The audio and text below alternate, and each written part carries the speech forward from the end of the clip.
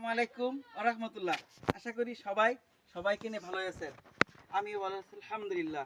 তো দেখেন আমাদের আশেপাশে যে গাছগুলো আছে প্রত্যেকটা গাছই উপকারী। কিন্তু তার মাঝে এমন একটি গাছ কলা গাছ যেটা ৭০ থেকে ৯০ দিনের মধ্যে কলা ধরে। দেখেন একটা কলা গাছে প্রায় ১০০র মতো কলা ধরছে। এই কলা ফলটা অনেক সুস্বাদু। এই কলাতে বিচি নাই। এই কলাটা প্রায় সবাই খায়, হ্যাঁ, এবং খাওয়ার পরে ভিটামিনের অভাব পূরণ হয়, শক্তি পায়। কি সুন্দর ফল ধরেছে আল্লাহ পাকের নিয়ামত। হ্যাঁ, এরকমভাবে আমরা গাছ রোপণ করি। গাছ রোপণ করলে আমাদের অনেক সব হয়, সদকা জারিয়ার সব হয়। মানে দেখেন এই ফলটা খুবই, মানে এটা যদি আমি এই পাতাগুলো ছাগলকে খাওয়ানো যায়, গরুকে খাওয়ানো যায় পাতাগুলো, এবং এই যে লাকড়িগুলো দিয়ে রান্না করা যায়, অর্থাৎ এই প্রতিটি উপকারী। আসুন আমরা সকলে এই গাছ রোপণ করি, সুন্দর জীবনযাপন করি, পরিবেশ সুন্দর করি। সবাই ভালো থাকুন, সুস্থ থাকুন। আসসালামু আলাইকুম ওয়া রাহমাতুল্লাহ।